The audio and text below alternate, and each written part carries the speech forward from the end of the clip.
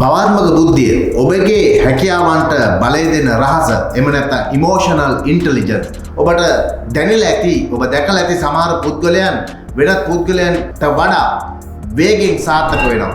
සාර්ථක නායකයෝ වෙනවා, සාර්ථක ව්‍යාපාරිකයෝ වෙනවා, සාර්ථක දේශපාලඥයෝ වෙනවා, සාර්ථක පුද්ගලයන් බවට පත් වෙනවා. මොවුන් සමානම කුසලතාවයන් සමානම දැනුම් රාශියක් තිබුණත් සමහර අය කටයුතු කරද්දී එක් එක්කෙනාගේ වෙනස් වෙනවා. මේ කොහොමද ඉමෝෂනල් භාවාත්මක බුද්ධිය කොහොමද යොදාගන්නේ කියන කාරණය ඉමෝෂනල් ඉන්ටෙලිජන්ස් මැනේජ්මන්ට් කියන කාරණය ප්‍රගුණ කරන කට්ටිය. ඉමෝෂනල් ඉන්ටෙලිජන්ස් කියන්නේ IQ එකක් නෙමෙයි. IQ එකක් කියන්නේ දැනුම. නමුත් EI එකක් කියන්නේ දැනුම භාවිතා කරන ක්‍රමය ගැනයි. ඔයාගේ හැඟීම් පාලනය කරන හැටි, ඒ වගේම අන් අයගේ හැඟීම් ඔබ කොහොමද තේරුම් ගන්නේ කියන කාරණය තමයි අපි මෙහිදී වැඩිදුර කතා කරන්න යන්නේ. ඒ නිසා තමයි සමහර නායකයන් ඉතාම සාර්ථක නායකයන් බවට පත් වෙලා තියෙන්නේ. කොහොමද මේ හැඟීම් බුද්ධිය කළමනාකරණය කරන්නේ කියන කාරණය ඒගොල්ලෝ විශේෂ විදිහට කරන නිසා. ඔයාගේ හැඟීම් කියන්නේ බලයක්, බල ශක්තියක්.